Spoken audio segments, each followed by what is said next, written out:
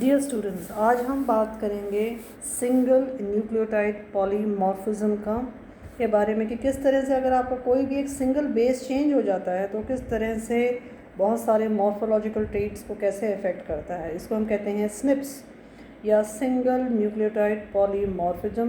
ये सबसे बहुत सामान्य प्रकार का जेनेटिक वेरिएशन है जो बहुत सारे लोगों में देखने को मिलता है। यहाँ पे क्योंकि सिंगल न्यूक्लियोटाइड पॉलीमॉर्फिज्म है, इसका मतलब जो डिफरेंस है वो सिंगल न्यूक्लियोटाइड की वजह से एक डिफरेंस आपके जनरेट हो जाता है।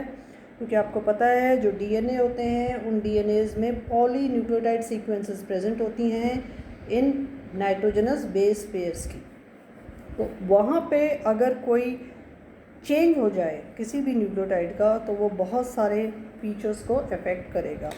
तो एक डीएनए जो सीक्वेंस है उसमें अगर मान लीजिए वेरिएशन हो रहा है सिंगल न्यूक्लियोटाइड में, या तो वो ए, टी, सी या जी में है, तो वो उसको पूरी तरह से रूपांतरित कर देगा। फॉर एग्जांपल आपके दो सीक्वेंस डीएनए फ्रैगमेंट्स हैं, दो इंडिविजुअल्स के हैं, एक में है ए G C C T A. तो ये यहाँ पे कितने हैं? There are A G C C T A. तो देयर आर टोटल 7 न्यूक्लियोटाइड्स। दूसरे इंडिविजुअल में कैसे हैं? ए सामान्य है, वो भी ए भी उसकी तरह है, जी भी उसकी तरह है, सी भी उसकी तरह है, लेकिन नेक्स्ट जो सी है उसकी जगह यहाँ पे क्या आ गया? टी आ गया। तो उसमें एक डिफरेंस हो गया सिंगल न्यूक्लियोटाइड का। तो आपके दो इंडिविजुअल्स में एक न्यूक्लियोटाइड में एक चेंज हो गया तो उसकी वजह से वो इंडिविजुअल्स डिफरेंट हो गए। इस चीज़ को अगर हम डीएनए के सीक्वेंसेस में देखें तो यहाँ पे आप देख रहे हो स्निप्स जहाँ पे होंगे, यहाँ पे आपके साइटोसिन की जो पेयरिंग है वो ग्वेनिन के साथ में है, और यहाँ पे थाइमिन की, अब ये साइटोसिन ग्वेनिन के बजाय यहाँ पे क्या आ गया? थाइमिन आ गया। तो थाइमिन की पेयरिंग किससे होगी? एडेनाइन से होगी। तो सिंगल न्यूक्लियोटाइड डिफरेंस यहाँ पे जनरेट हो गया। तो मनुष्य की अगर बात करें तो 99.9% बेसिस समान होते हैं, खाली 0.1% एक पर्सन को यूनिक बनाता है। उसके जो मॉर्फोलॉजिकल ट्रेट्स हैं, फिज़िकल ट्रेट्स हैं, उसमें कोई डिजीज़ किस तरह से कोई डिज़ीज़ का उसका अकरेंस हो रहा है, कैसे उसका डेवलपमेंट हो रहा है, तो वो 0.1% होता है। और ये जो 0.1% होता है जो कि रिस्पॉन्सिबल होता है कैरेक्टरिस्टिक्स के लिए, ट्रेट्स के लिए, तो ये जो वेरिएशन होता है ये फिनोटाइप में हो जाता है, मॉर्फोलॉजिकल फीचर्स में हो सकता है, या कुछ डिजीज़ के साथ में एसोसिएटेड हो सकता है, जैसे कि हीमोफीलिया है, डायबिटीज़ है, हार्ट डिजीज़ हैं, या फिर हो सकता है कि वो लेटेंट ही रहे। और वो लेटेंट मतलब कोडिंग या रेगुलेटरी रीजन में रहेंगी, वो इतनी हार्मफुल नहीं होंगी, और जैसे ही कोई चेंज होगा जीन में तो सर्टन कंडीशंस में वो वेरिएशन जो लेटेंट थी, जो सुप्त अवस्था में थी, वो एक्टिवेटेड हो जाती हैं।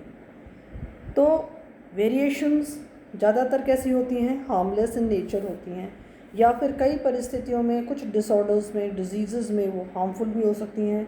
या ज़्यादातर हम देखते हैं कि जितनी भी हमारी कोडिंग और रेगुलेटरी जो रीजन्स हैं वहाँ पे ये सुप्त अवस्था में या लेटेंट पाई जाती हैं। ये जो स्निप्स हैं ये ज़्यादातर हमारी कोडिंग और ज़्यादातर हम देखते हैं नॉन कोडिंग रीजन्स में भी मिलती हैं। इनकी जो फ्रीक्वेंसी होती है, मतलब कितनी बार आएगी, तो ये 1 in 1000 बेसिस नॉर्मली आती है। जो इसमें स्निप्स की कितनी मात्रा है, कितनी ईज से हम उसको मेजर कर सकते हैं, तो वो जेनेटिक वेरिएशंस बहुत सिग्निफिकेंट रोल प्ले करते हैं।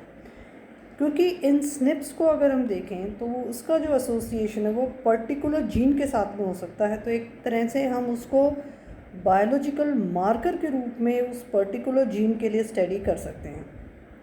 स्निप्स जो होती हैं कोडिंग जो रीजन की होती हैं, कोडिंग मतलब डीएनए से आरएनए और आरएनए से प्रोटीन्स बनता है, तो ये जो कोडिंग जो रीजन्स हैं उससे वो ऑल्टर करेंगी प्रोटीन का स्ट्रक्चर। तो जो कोडिंग रीजन उसको बना रहा है, तो पूरी तरह से जो प्रोटीन है वो नए प्रकार की बन गई, एमिनो एसिड की सीक्वेंसेस रूपांतरित हो गई। तो एज अ रिज़ल्ट बहुत सारे मेटाबॉलिक और फिजियोलॉजिकल चेंजेस हो गए इंडिविजुअल्स में। तो ये कुछ इसके इंटरेस्टिंग फैक्ट्स हैं। कुछ टाइप्स होती हैं स्निप्स की, जैसे नॉन कोडिंग रीजन में है या कोडिंग रीजन में है। कोडिंग रीजन में है तो सिनोनिमस हो सकती है, नॉन सिनोनिमस हो सकती है, मिस सेंस हो सकती है, नॉन सेंस हो सकती है। नॉन कोडिंग रीजन मतलब जो रीजन वहाँ पे किसी भी प्रकार का वो हिस्सा डीएनए का जो कि एक जीन का हिस्सा है लेकिन कोड नहीं कर रहा है, कोई भी प्रोटीन उससे नहीं बन रही है, तो वो हिस्सा कहलाएगा नॉन कोडिंग रीजन। कोडिंग जो रीजन होगा वो हिस्से हैं जो कोड करते हैं प्रोटीन्स के लिए। सिनोनिमस जो होते हैं इसमें जो स्निप्स होती है उसके जो दोनों ही फॉर्म्स होते हैं वो सेम प्रकार की पॉलीपेप्टाइड सीक्वेंस को बनाते हैं, तो हम उसको कहते हैं सिनोनिमस। पॉलीपेप्टाइड मतलब एमिनो एसिड्स, एक amino acid 1 joins with amino acid 2 with A peptide bond, और खूब सारी एमिनो एसिड जब श्रृंखलाएं मिल जाती हैं तो वो बनाती हैं पॉलीपेप्टाइड सीक्वेंस। अगर वो एक ही प्रकार की है तो हम उसे कहेंगे सिनोनिमस, और अगर वो डिफरेंट पॉलीपेप्टाइड सीक्वेंस की हैं जो कि उस जीन से एनकोडेड हुई हैं तो हम उसको कहेंगे नॉन सिनोनिमस। और जो नॉन सिनोनिमस जो होती हैं वो मिस सेंस भी हो सकती हैं या नॉन सेंस भी हो सकती हैं। मिस सेंस में चेंजेस जो होंगे उससे एक डिफरेंट एमिनो एसिड बनेगी, लेकिन जो नो सेंस जो होगी उसमें एक प्री मैच्योर स्टॉपिंग कोडन आके मिल जाएगा, तो स्टॉपिंग कोडन आके जुड़ जाएगा तो एमिनो एसिड्स का बनना वहीं पे टर्मिनेट हो जाएगा, बंद हो जाएगा, कोई भी प्रोटीन आगे आपके नहीं बनेगी। तो सिनोनिमस मतलब same polypeptide sequence, non synonymous मतलब आपके अलग अलग प्रकार की डिफरेंट पॉलीपेप्टाइड सीक्वेंसेस यहाँ पे प्रोड्यूस होती हैं। ये नॉन सिनोनिमस जो होती हैं वो मिस सेंस या नॉन सेंस भी हो सकती हैं। मिस सेंस मतलब अलग प्रकार के एमिनो एसिड, टर्मिनेटिंग कोडन आ गया तो आपकी कोई भी सेंस नहीं बनी उसकी प्रोटीन की। कौन कौन से मेथड्स हैं जिनसे हम इनको आइडेंटिफाई करते हैं? डिटेक्शन करने का तरीका या आइडेंटिफिकेशन करने का तरीका, पता करने का तरीका कि स्निप्स में कहाँ कहाँ पे आपके नाइट्रोजनस बेसिस में चेंजेस हुआ है। तो कुछ विधियाँ हैं जो कि जेल बेस्ड टेक्निक पे हैं, इनको हम जेल बेस्ड जीनोटाइपिंग मेथड्स कहते हैं। जैसे कि है पीसीआर मेथड है, पॉलीमरेज चेन रिएक्शन, उसके साथ में रिस्ट्रिक्शन एंजाइम कपल्ड एनालिसिस किया जाता है। एक और आता है जिसको हम कहते हैं arms method, amplification refractor mutation system. एक आता है ओलिगो न्यूक्लियोटाइड लाइगेशन एसे मेथड, और एक आता है मीनिंग सीक्वेंसिंग मेथड। तो ये डिटेक्शन ऑफ नॉन स्निप्स हैं। उसी तरह से डिटेक्शन ऑफ नॉन स्निप्स के लिए नॉन जेल बेस्ड मेथड्स भी हैं, जैसे कि हाइब्रिडाइजेशन कराना, fluorescence, resonance, energy transfer detection से, जिसमें कि हम टैकमैन प्रोब को यूज़ करते हैं या मॉलिक्यूलर बीकॉन्स हम इनको कहते हैं। और दूसरा होता है high density chip array. Identification नए प्रकार की स्निप्स का, इसमें कन्फर्मेशन होता है म्यूटेशन स्कैनिंग से और डायरेक्ट डीएनए सीक्वेंसिंग से। तो दो तरह के मेथड होते हैं identification of new SNPs. Confirmation based mutation scanning कि इसके लिए हम SSCP करते हैं, सिंगल स्ट्रैंड कन्फर्मेशन पॉलीमॉर्फिज्म कहते हैं। ये बहुत वाइडली यूज मेथड है। इसमें सिंगल स्ट्रैंड जो डीएनए है उसकी टेंडेंसी होती है कि अपने आप को फोल्ड करना स्ट्रक्चर में, जिससे कि डिटरमाइन कर सकते हैं हम मोबिलिटी जो डीएनए स्ट्रैंड की है नॉन डी नेचुरेटिंग जेल में।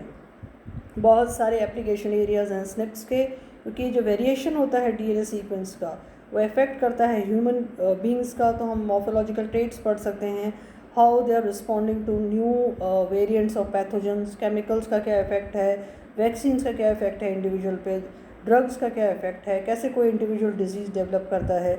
उसी तरह से ये जो स्निप्स हैं इनको हम की एनेबलर्स के रूप में भी देखते हैं कि पर्सनलाइज जो मेडिसिन जो हम निर्मित करते हैं उनमें हम उनको इस्तेमाल करते हैं।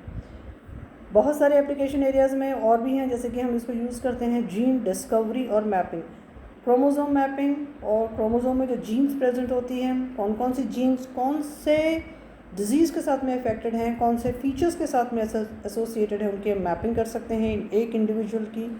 उसी तरह से association based candidate polymorphism testing की जाती है, डायग्नोस्टिक टेस्ट किए जाते हैं, रिस्पॉन्स प्रिडिक्शन किया जाता है, होमोजेनिटी टेस्टिंग किया जाता है, जीन फंक्शन आइडेंटिफिकेशन किया जाता है। स्निप्स के ये एप्लीकेशन एरियाज़ हैं। इन ए नटशेल अगर हम बात करें तो जो स्निप्स है वो एक डीएनए सीक्वेंस का वेरिएशन है जब ये सिंगल न्यूक्लियोटाइड जीनोम में डिफर कर जाता है। एक तरह से ये बायोलॉजिकल मार्कर्स के रूप में हम इनको यूज़ करते हैं। I hope you are able to understand SNPs in a very simplified.